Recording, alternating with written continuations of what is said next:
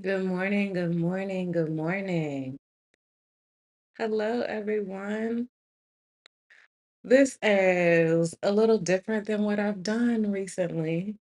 This morning, I wanted to do a live stream that's all about Wicked. So here's the thing. I think I was used to thinking that I was broken because it seemed like no matter how strong I was, how much I got done, how much I showed up, especially when it came to me being in corporate America, that I was never enough. And then I realized something. I was just misunderstood. And a lot of us, I really feel like relate to that. So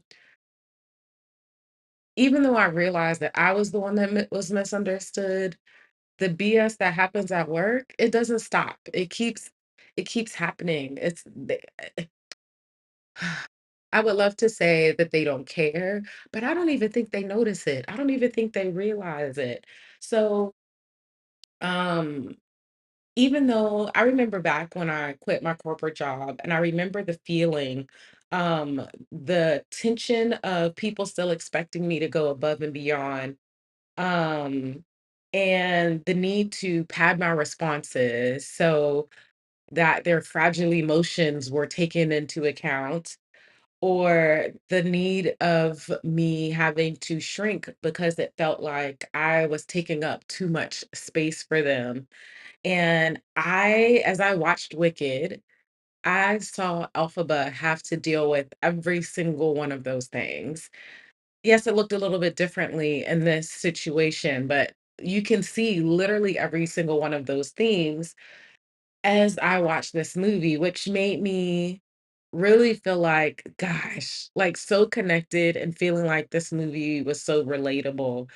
It's this constant tension that drove me to anger. And you see Alphaba dealing with her anger as well. And not just her anger, but also the burnout that a lot of us talk about our experience with corporate America and how all of that feels. So I wanted to talk about it. I wanted us to have a conversation around what that looks like because I would also love to see, like, what if our job, um the working in corporate America as an employee, what if could become the first place where our soft life shows up instead of it being the last place, or instead of it being the place that we run from? What if showing up in our soft life in our work is the absolute first place that we should be making this change? So I felt like it was a conversation worth having because I know that if I ever had to go back to corporate America, if I didn't figure out how to manage these issues and figure out how to live in my soft life regardless of these people, then I wasn't truly healed from it. And I want to actually be truly healed. So the other way that I like to think about this, and here's the thing, like I really believe that we can do this. It's not just a matter of like, oh, you're saying something, you're not in corporate America anymore, so you can just ignore it. Not true. I still do part-time jobs. I still put in work, you know what I mean? So I still deal with it, even if it looks a little differently. But I have been able to figure out what I want my soft life to look like despite all of that while I'm at work. I'm just going to put my notifications on do not disturb so I can be fully present. The best way that I can explain this is, you know how right now with our president, everything is going on. It's a whole bunch of drama. Remember, this is April 30th, 2025. I refuse to even say his name. So our president, um, right now, Black people are out doing line dances. We Black women are taking a step back from all of the drama. We're actually making space for America to sit in its shit. for a while so they could figure it out. That's what I think we need to carry into our corporate jobs. But that's not what we've been doing. Instead, we've been showing up in our positions feeling like if we don't work 10 times harder, if we're not on all the time, if we're not perfect, if we're not fixing all the problems, that they're going to fire us. But what if it's just that they've gotten so used to us going above and beyond that when we don't do that anymore, then they think that we don't care about our job. And that means that we were the ones who set us up for failure. We were the ones who went in and did too much, and now they've gotten used to it. And here's the thing, I'm not blaming us. I'm not blaming us at all. I'm asking us to think about how do we do it differently so that we don't get caught up in that tension, so that they don't expect us to be that person all the time. Because even though we can, that doesn't mean we should. It doesn't mean it should be our responsibility. So I really wanted to see that change. So when I think about and I want to get directly into this first song with Elphaba, but before I do that, what I did today was I asked ChatGPT to help me pick out a few questions for us to talk through. So get your fingers ready to type. If you are not able to join me live, please make sure you take a second and post in the comments. I would love to hear your thoughts about all of these different things, okay? but yeah, I'm excited for this. I think this could be a really good healing conversation if we're like, if we wanna open up and allow it to be. So, we'll see how it goes. The other thing too, I wanna do a shout out to Aphrodisia for her amazing video on this topic. Her video, the what is what am the word I'm looking for? The thumbnail. The thumbnail says, "Was black better?" And then, the name of the video is "Wicked was literally made for Black women. Here's why." And she goes into a lot of the great details. There's so many great comments on that video, so make sure you take a look at that one next, okay? But what I was about to say, starting into this first song, because I think a lot of the songs pull out the themes of different things that was happening throughout the story of Wicked. And the first song that says, "No one mourns the wicked." It's literally the opening song. Can I tell you that song makes me cringe, cringe every single time because to me it really points out just how misunderstood we are. And I hate that. I I I hate that Black women have been villainized and then after being villainized, everybody comes back and says, "We're not going to mourn you." But we were never the villain in the first place.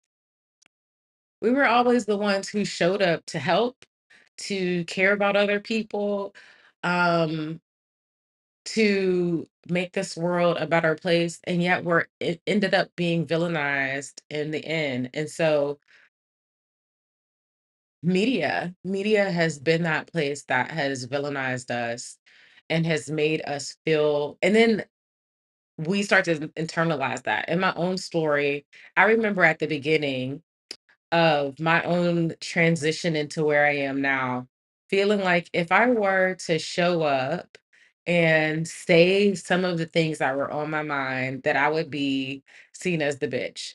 And it made me so angry, but I also showed up and said those things anyway, because if if I were to see something wrong and not say anything, that meant I was being complacent like everybody else. That also connects to that other scene in the movie where the goat teacher is dragged off. And he's dragged off for simply wanting to share like is this is wrong. This is our history. We're ignoring it. We're not paying attention to it. And Alphaba is literally the only one who stands up for this man. She's the only one and turns to the class and asks them, am I really going to be the only one who sees what's happening right now? And say something. And those are the things that get villainized about us. The fact that we will take up for other people, which is why I'm absolutely not mad that in this season of the Tangerine Man as our president, that we are finally taking a step back and allowing everybody else to step up. There was that reel that was going around that was like, yes, there's supposed to be 1,000,000 people marching on Washington on, I think it was April 4th or April 1st, something like that. But Black people need to go sit their behinds down. And I appreciated that so much because we keep we keep showing up. We showed up for the election. We showed up for all of these things for us not to even be in this place.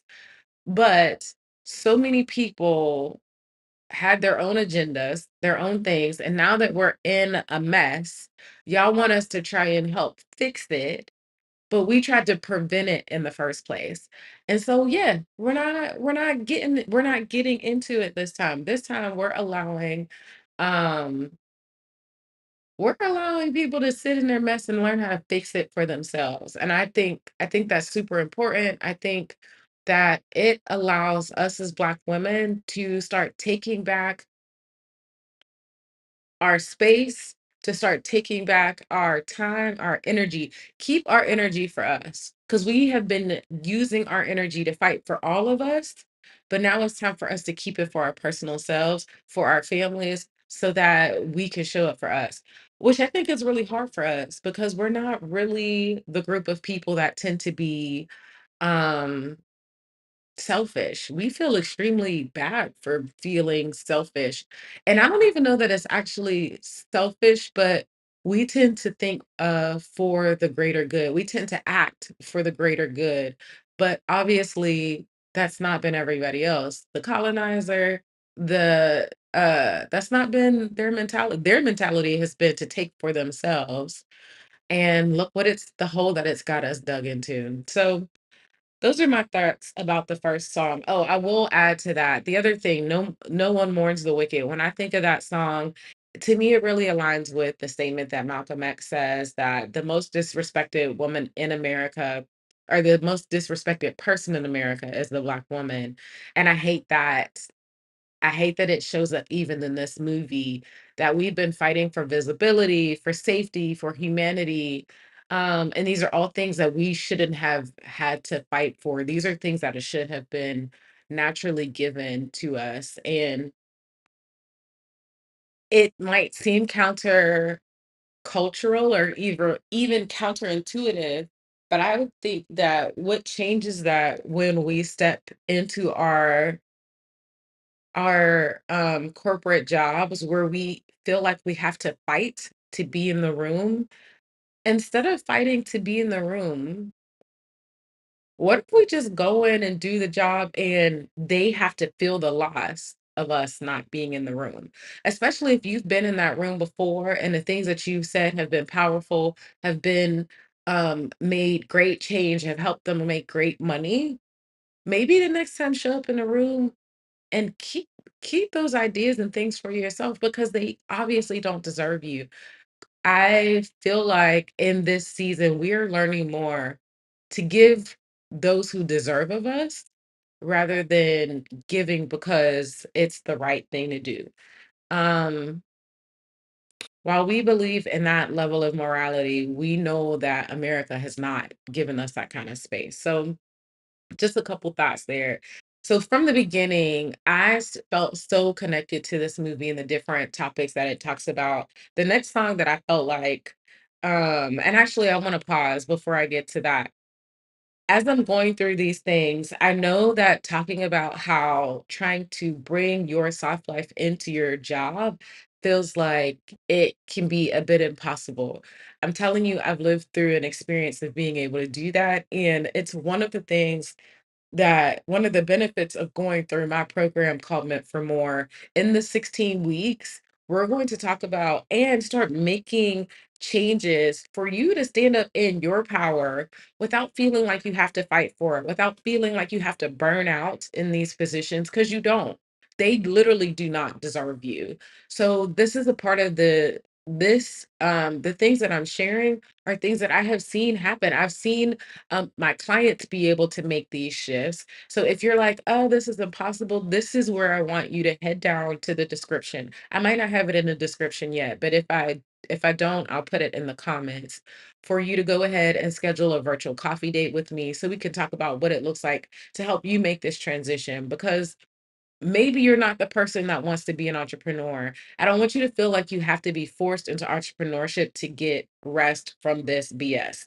You can have rest in the midst of all of this drama.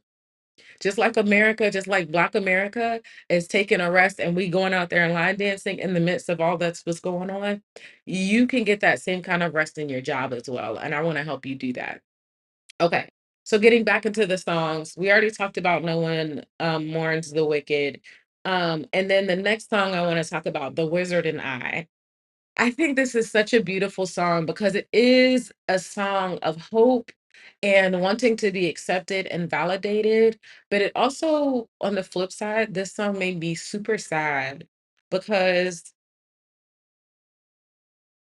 even though we have that hope, we've seen that hope dashed. We've seen that trampled so many times. And I can't help but think about the end of the movie while I was even watching this song at the beginning of the movie. Her dreams. Oh, I just love, like, you could just see how deeply Elphaba was like, yo, like this is it. Like, I think this is going to finally be my chance to be accepted for who I am. And for the part that actually makes me stand out, maybe that'll be taken away and I can belong because all people want belonging. That's just a natural part of humanity. And yet I also know that the wizard is not a good guy. That's not who he is in this movie either. Even though I hadn't even seen the full movie yet. I knew he wasn't a good guy. So I hate it also because with that hope, it justifies for Black women to say to ourselves, if I do it all, then they'll finally see me, they'll finally accept me, they'll finally treat me well, they'll finally appreciate me for all that I do. And we have seen time and time again that it doesn't always matter that you've shown up and shown out or that you've taken care or that you've gone above and beyond. Instead, still at the end, um we still end up being smeared, we'll still end up being used rather than having this chance to fully be like, no, to be accepted and rewarded for the things that we've done. And it made me so sad. So I would say on the flip side of that, I think us learning to make this space where I don't have to earn my humanity and I don't have to earn my peace. I already deserve it, like, even if I show up as a C student, okay? Even if I show up as a C rather than an A, I still deserve everything. I still deserve to be loved and accepted and to belong in this place. But that's not how it's been, so I think that part of that, though, we can shift that in our own minds. Yes, there's still gonna be external factors that are going to fight against that, but I've been learning and on this journey as I continue to quit being that strong Black woman to stop allowing these external factors to stop allowing their own tension and pressure to be something that I internalize. um, the way that I've been doing that is really having this conversation with myself that says, what does it look like for me to show up just being confident in me rather than looking for this validation from them? And I think it takes a lot of practice. It's not something that happens overnight. Um, and it's something that where we kind of I've gotten to the place where it's a bit impenetrable of their approval. Like if they approve, great. That's icing on the cake. But at the end of the day, I want to know that when I show up in this place in this job um that if I have showed up being my full self, showed up in my values, then I can leave every single day knowing, feeling proud of myself and being happy about what I did. I think if you've never read Brene Brown, that's another, it's one of the books that I truly love. I've read a couple of her books, but the one that comes to mind is called Dare to Lead. And leading is not always about having the title. It starts with how we lead ourselves. And so one of the things that I do in my program is about helping us shift the way we lead. Instead of leading in a way that we shrink because outside opinions and people are trying to put us in the box, is that we instead lead from you. While you're trying to put me in the box, that's not who I am. I'm going to show up and be who I am regardless of that. And that starts with being able to know my worth and my value and using it intentionally, not waiting for anybody else to see it. I know this is what I bring to the table. I know who I am. I know what I'm coming for, and I'm going to show up and do that no matter what. So, I hope if that's something again that you're like, I've been struggling with, then I would love to help you. Now, okay, I've been talking for a little bit, and you're probably like, well, wait a minute. I've never even I stumbled onto this YouTube live stream. I don't even know who you are. Hi. I am Rasha Dad. I am a lifestyle coach for Black women. I help us learn to work less and live more because um, we deserve that. We deserve the rest. So, by teaching vision and life skills, I help you design a life that not just feels good, but aligns to your values and allows you to put yourself first.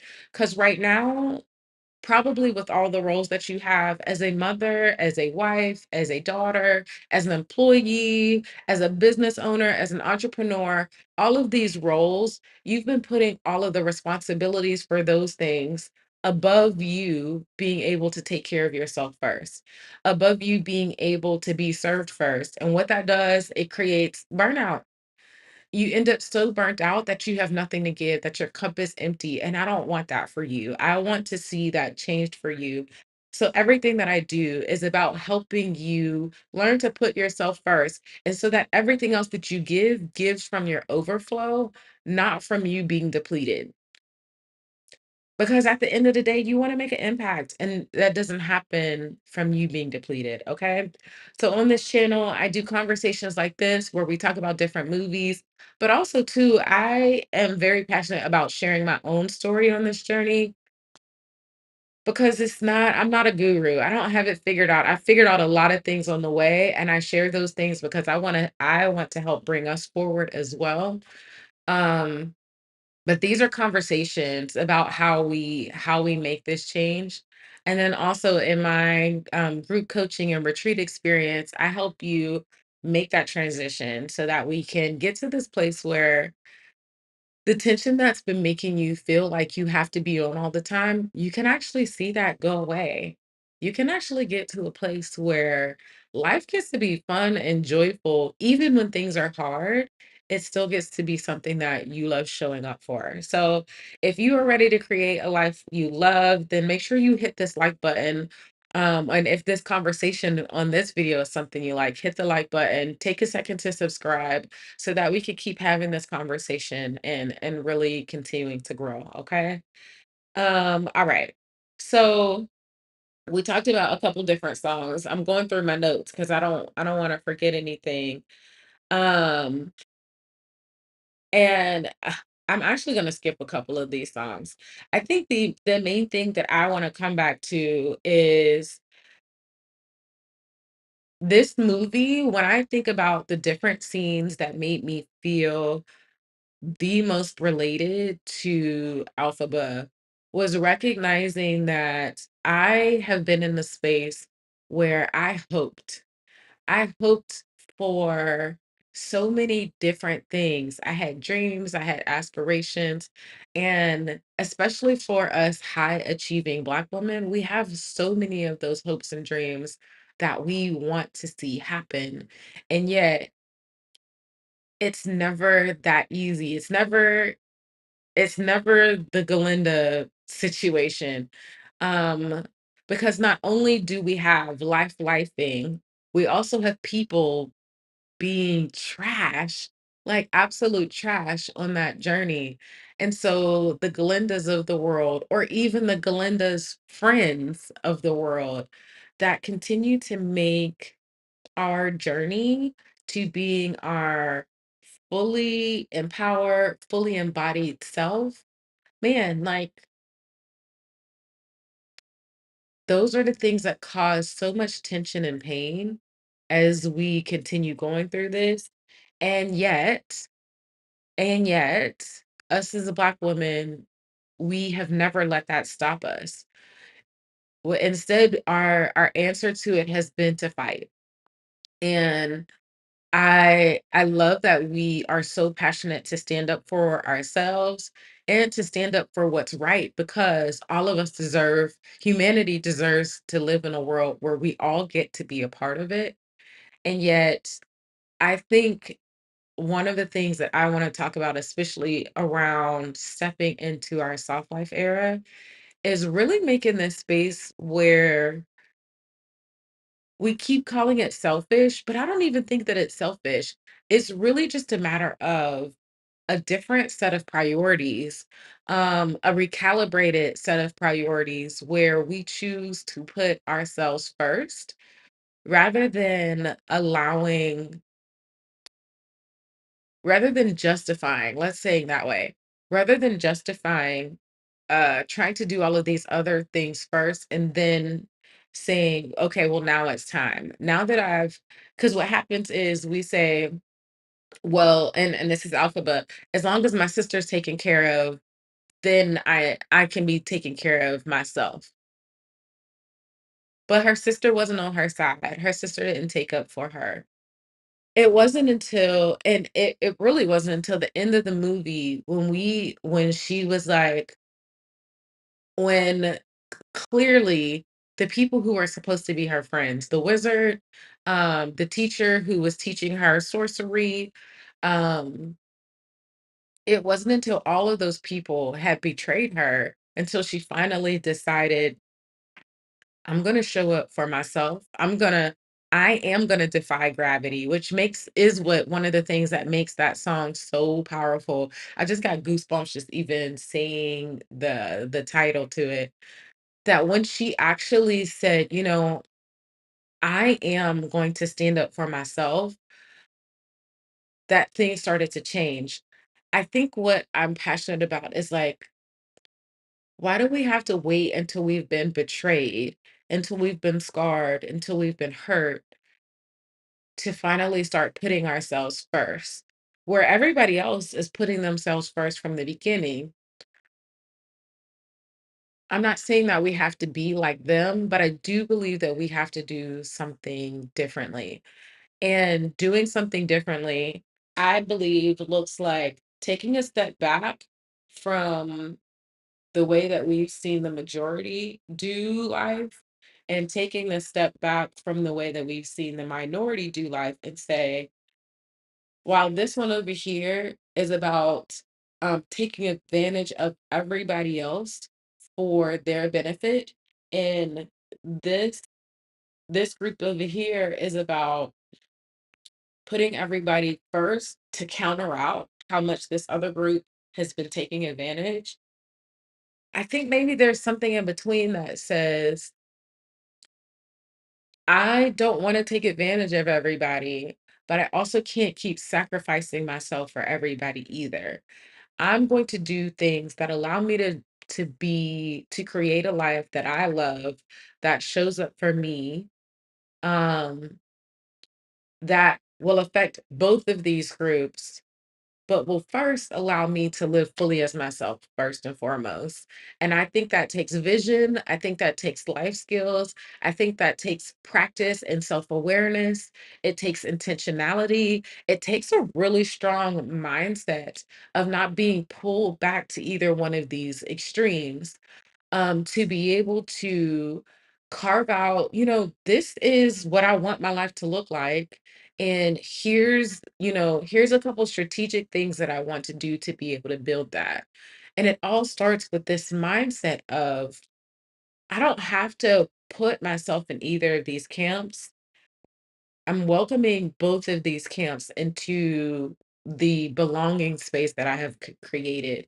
And that's what I always hope to do when I'm creating these spaces here on YouTube. I really want us to have a space for Black women where we get to not have to work as hard, where we get to actually when I think of what my own life, what I want that to be, I want to wake up in a space where there is space for me, where the people around me get to be healed and happy, where where I'm not fighting for um I'm not fighting for equality all the time, but I'm also not I'm making space for it as well. I think that this gets to be a beautiful place where and I'm excited to see how this evolves in Wicked, where we know Elphaba cares about the animals. She cares about the way people are treated. She cares that others don't have to be trampled on for someone else to feel better. Um she cares about all of those things. And so what does it look like for her to stand in her power rather than fighting for it? And that's the difference. I think that we've been taught in this camp over here to keep fighting for equality, but that fight just, man, it wrecks our nervous system. It causes just as much pain on us, to always be in a place of fighting than it does than being like not having anything to say. And so I don't want us to be on this place where we don't have anything to say, where we don't fight for anything. But instead of fighting, instead of doing nothing, just learning how to stand truly and grounded in our power and traversing the world that way. And knowing that as our light passes by, it changes the people around us. And that is what needs to spread. So those are my thoughts. I think that um I think that Wicked is a beautiful commentary on the Black women's experience in America, that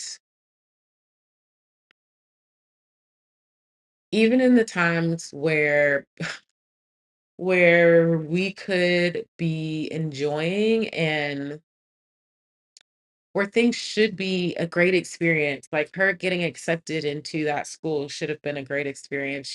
There's still the Galindas and the dramas and the other things of the world. Um, but I think what made watching her journey so amazing was that while all of those things were still happening around her, Alphaba was using all of those things, maybe not as intentionally, but um figuring out how to use those things to help her stand in her power, to help her wield her power in a way that is not just going to change life for others, but it is going to change life for her. And seeing her at the end when she was falling, and she was falling because she was trying to protect Galinda.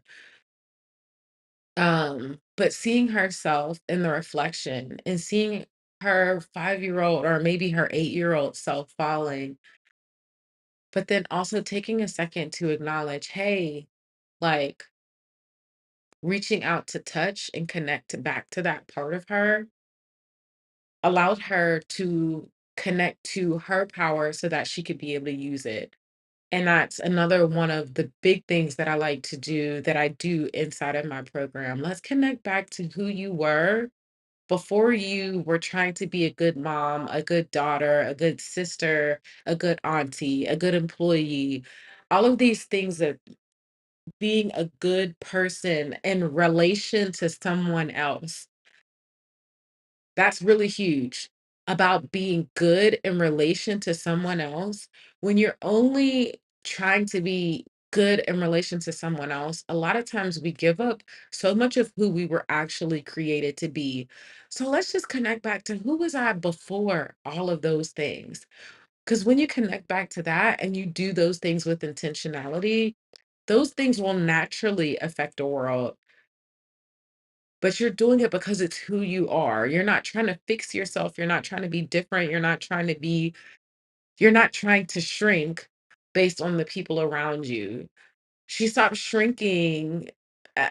Gosh, I love that song so much, Defying Gravity, because she stopped shrinking for her sister. She stopped shrinking for um try trying to impress her professor. She stopped shrinking because of Galinda, and she finally was like, you know what? I have this power. I'm not going to hold it in anymore, especially now that I see that you wanted and the things that I wanted before, the things that the freedom that I thought that I was going to get through being with you, you know, the freedom that she thought that she was going to get through being with the wizard and being in Emerald City. She said, I can't want those things anymore.